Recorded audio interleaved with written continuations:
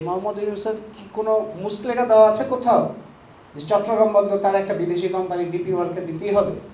সংবিধান সংস্কার কমিশনের মধ্যে বলা হয়েছে যে সংবিধানের মধ্যে এরকম ধারা থাকতে হবে যে বিদেশি কোম্পানির সাথে কোনো চুক্তি যদি করতে হয় তাহলে সেটা জনগণকে জানায়, জনগণের সম্মতির ভিত্তিতে, স্বচ্ছতার ভিত্তিতে করতে হবে।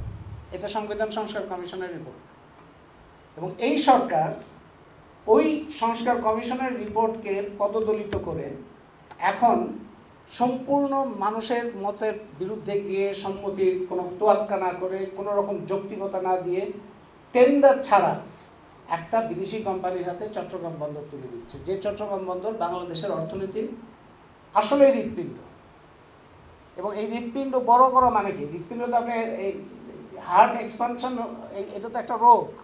আপনি হার্ট হৃদয় এইভাবে তো বড় করা যায় না। হৃদযন্ত্রের তো নিজস্ব একটা ফাংশন আছে, সেই ফাংশনটা সেই ব্যাকরণ অনুযায়ী চলে, সেই ব্যাকরণ অনুযায়ী তো তার চলতে হবে। সেই তার মানে সংবিধান সংস্কার কমিশনের যে রিপোর্ট, সেই রিপোর্টকেই এই সরকার তার উল্টো দিকে চলছে। একদিকে বলছে যে হ্যাঁ, সমস্ত চুক্তিকে পর্যালোচনা করতে হবে, সম্মান করতে হবে এবং সম্মতি নিতে হবে। অন্যদিকে সম্পূর্ণ টেন্ডার ছাড়া বিদেশি কোম্পানিকে চট্টগ্রাম বন্দরের মতো বন্দর, যেটা শতকরা 90% যেখানে চট্টগ্রাম বন্দরের নিউ মরিন টার্মিনাল থেকে হয়, সেইটা বিদেশি কোম্পানিকে দেওয়া হবে কোনো রকম টেন্ডার ছাড়া। এখন শাখাওয়াত হোসেন, ব্রিগেডিয়ার শাখাওয়াত হোসেন বলছেন যে এটা সবচেয়ে দক্ষ প্রতিষ্ঠান, এটা না দিলে কী করে হবে, এটা দিতে হবে। সবচেয়ে দক্ষ প্রতিষ্ঠান যদি হয়, আপনার অসুবিধা কী? সমস্ত কনসালটেশনের মধ্যে আসতে, জনগণের মতামত শুনতে, যৌক্তিকতা শুনতে, আপনার টেন্ডারের এই সমস্ত শুনতে, এটা অসুবিধাটা আপনার কোথায় হচ্ছে? এবং দ্বিতীয়ত, আমার আগের বক্তারাও বলেছেন যে আপনার তাড়াহুড়োর কী দরকার? আপনি কী কারণে আপনার তো এটা কাজ না করেন? চট্টগ্রাম বন্দরের সক্ষমতা বাড়ানোর জন্য যদি দরকার হয়, সেটা সামনে যারা নির্বাচিত সরকার, যাদের দায়বদ্ধতা আছে, তারা করবে।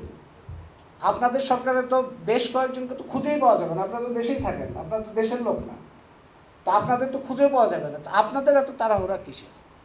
এবং মোহাম্মদ ইউনূসের বিশেষত তার তাড়াহুড়াটা দেখে মনে হয় যে মোহাম্মদ ইউনূসের কি কোনো মুচলেখা দেওয়া আছে কোথাও যে চট্টগ্রাম বন্দর তার একটা বিদেশি কোম্পানি ডিপি ওয়ার্ল্ডকে দিতেই হবে? নইলে কি কারণে একটা প্রতিষ্ঠান ক্রমান্বয়ে সক্ষমতা বাড়ছে এবং জাতীয় সক্ষমতা, মানে একটা প্রাইভেট কোম্পানি হোক কিংবা দেশের প্রতিষ্ঠান কিংবা জাতীয় প্রতিষ্ঠান, তাদের সক্ষমতা বৃদ্ধির প্রক্রিয়া তো এইভাবেই হবে। সবসময় তার যে উচ্চমাত্রায় হবে তা তো না। এই সরকার যেটা করতে পারতো, যে এই সক্ষমতা চট্টগ্রাম বন্দরে আমদানি রপ্তানিতে অনেক সময় লাগে, কন্টেনার খালাস করতে সময় লাগে, 10-15 দিন জাহাজ ভিড়তে, পণ্য খালাস করতে সময় লাগে। কি কারণে এইটা হয়, কি করলে সক্ষমতাটা আরও বাড়ানো যায়, সেটা নিয়ে এই সরকার একটা অনুসন্ধান করতে পারত এবং সেই অনুযায়ী ব্যবস্থা নিতে পারত। আমরা জানি যে এটা তো শুধুমাত্র কন্টেইনার টার্মিনাল যে পরিচালনা করে অপারেটর, তার বিষয় না। এখানে কাস্টমস আছে, কাস্টমার্সের জন্য একটা বড় ধরনের দেরি হয়, বিলম্ব হয়। ব্যুরোক্রেসি আছে, আমলাতন্ত্র আছে, তাদের জন্য একটা বিলম্ব হয়। তো এই ব্যুরোক্রেসি একই রকম থাকবে, যোগাযোগ ব্যবস্থা একই রকম থাকবে, কাস্টমস একই রকম থাকবে, অথচ যে অপারেটর এখন সাফল্যজনকভাবে, লাভজনকভাবে পরিচালনা করছে, সেটা বদলাইলে সক্ষমতা বাড়বে। এটা কী ধরনের যুক্তি? আপনার তো অন্যান্য শর্তগুলো তো কোনো পরিবর্তন হচ্ছে না। আপনি কি কাস্টমস বিদেশি কোম্পানিকে আনছেন? কিংবা ব্যুরোক্রেসি কি, আমলাতন্ত্র কি বিদেশি কোনো আমলাতন্ত্র আসছে এখন? নাকি যোগাযোগ ব্যবস্থা একটা বিদেশি কোম্পানি আসছে?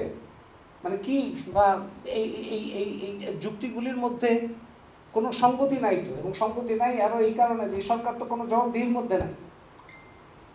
এই সরকারকে তো আরও বেশি স্বচ্ছতার পরিচয় দেওয়া দরকার ছিল, আরও বেশি জবাবদিহির জায়গায় আসা দরকার ছিল।